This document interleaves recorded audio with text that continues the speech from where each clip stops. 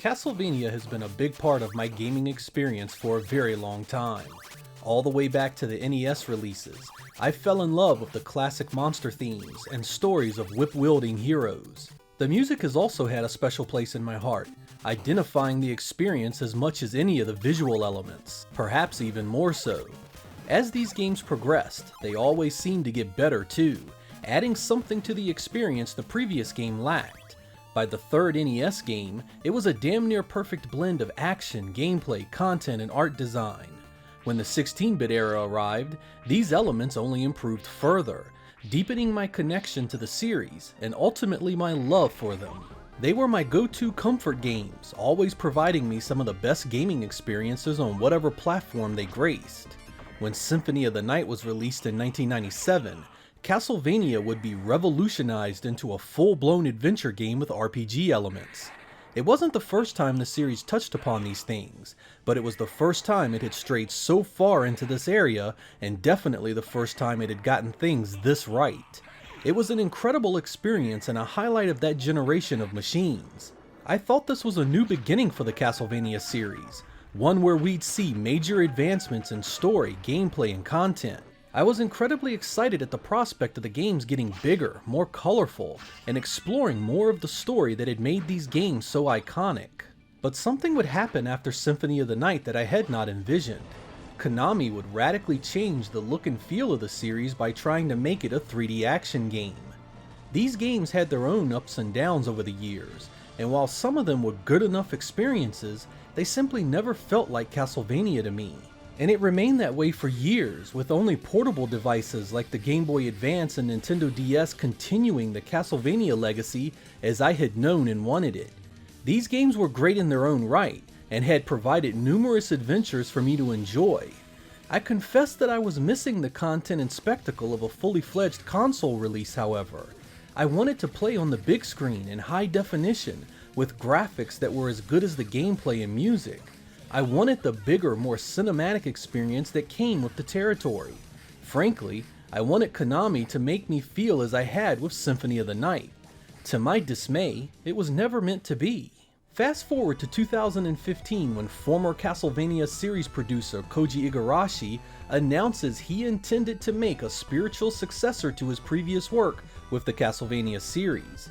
This new game would be released on modern platforms and contain many of the elements that had made fans love his previous efforts. Needless to say, I was sold, and backed the project's Kickstarter instantly.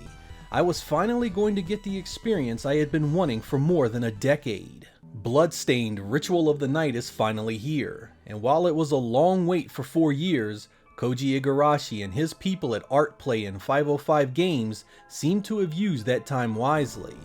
You begin the game as Miriam, a shard binder capable of stealing the powers and attributes from demons.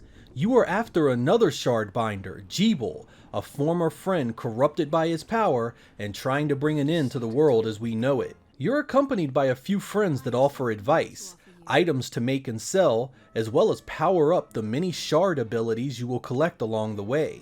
There's also random civilians that you can accept missions from, who then give you items to help you on your quest. The setup here is pure Symphony of the Night. You'll battle all manner of demonic creatures, slaughter them, and take whatever items they randomly drop, such as food, potions, armor, and weapons. Sometimes you collect the demon's shard, a power that allows you to attack like them or augment you in some way. These powers stack and improve with each shard collected, and can also be powered up further by your companions. There are also familiars in the game, helpful creatures that aid you in combat, buff you with special stat upgrades, and even point out hidden items. The gameplay, as you may have guessed, is also tried and true Castlevania-inspired goodness. Miriam runs, jumps, double jumps, and casts various powers with the best of the heroes that inspired her. Her gorgeous design is animated impressively, and you even get to customize how she looks with various armor accessories and a character editor that you find later in the game. You'll run across various stat power-ups hidden throughout the world, as well as level up by killing enemies. A map system is in place to chart your progress and hurdles, and is a nearly one-to-one recreation of what we saw in Symphony of the Night. There are save rooms littered throughout the castle, as well as warp rooms to quickly cover great distances, all throwbacks to Symphony as well. Miriam also has access to some formidable weaponry, including great swords, whips, daggers, and even guns.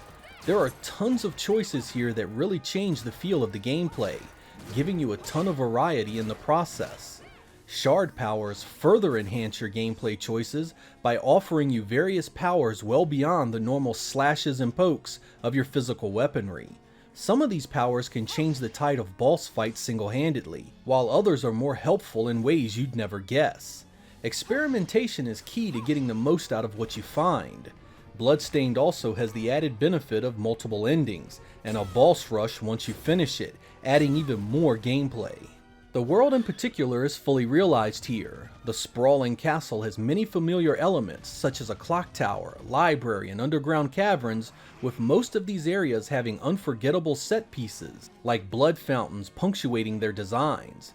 You'll rarely forget what an area looked like or where something is located in Bloodstained, mainly because it all has so much personality and visual recognition. I'd even go so far as to say, it may one-up its inspiration in this regard. My playthrough was with the PS4 version on a PS4 Pro system.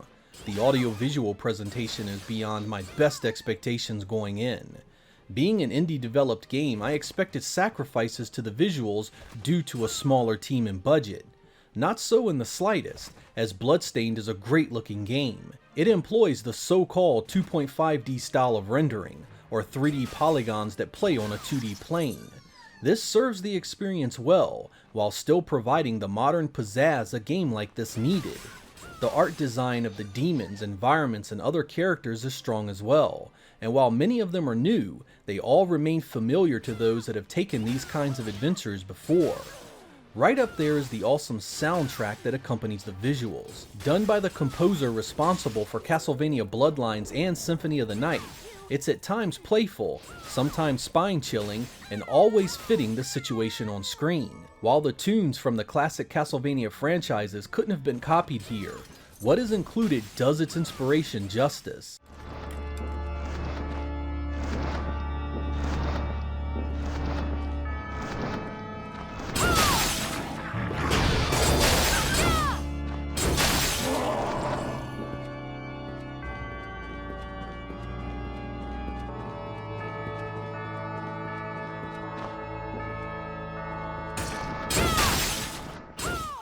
Not everything is perfect in this one, however.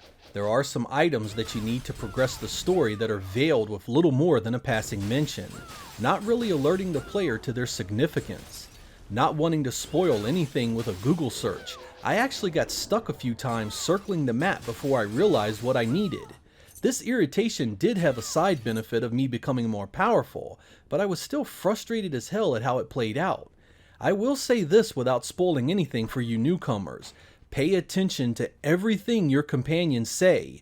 Some of it has value well beyond what you may think. I also had trouble with some of the weapons feeling clumsy and underpowered.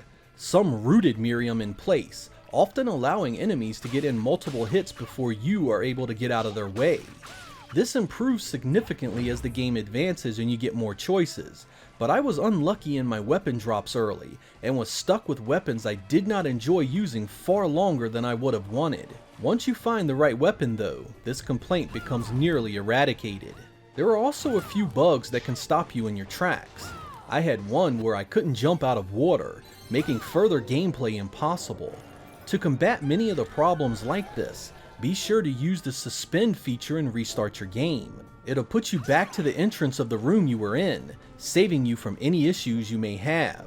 The more game-breaking bugs can render a game in progress unbeatable, so be sure to upgrade to the latest version before you actually start your journey.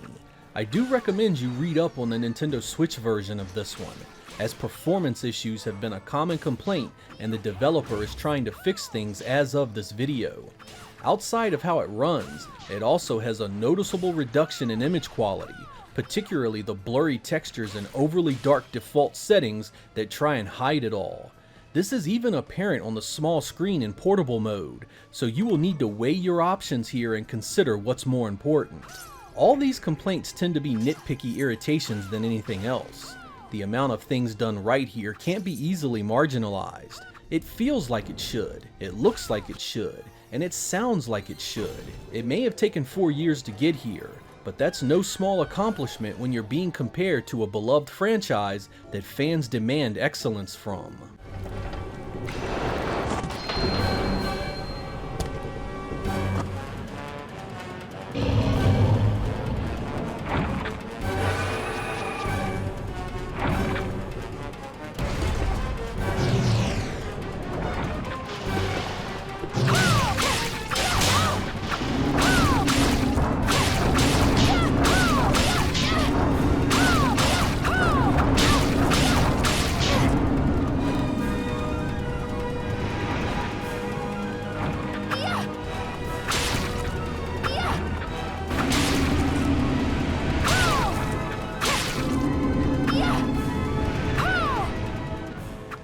After it's all said and done, Bloodstained Ritual of the Night was made for fans of Igarashi's past work. If you enjoyed Symphony of the Night and any of the portable games that were made in its image, you're likely going to enjoy this. It doesn't just take cues from those games, it point blank recreates them in a newer, prettier package. Newcomers may not recognize the significance of this, but fans of Castlevania will most likely jump for joy. This is fan service in its most potent form. New yet familiar, providing the player with a new atmosphere and story to enjoy all the things they loved years ago. For this fan here, it's better than I ever could have hoped, and is worthy of being mentioned in the same breath as the game that directly inspired it. I'm Sega Lord X, thank you guys for watching, and I will catch you next time.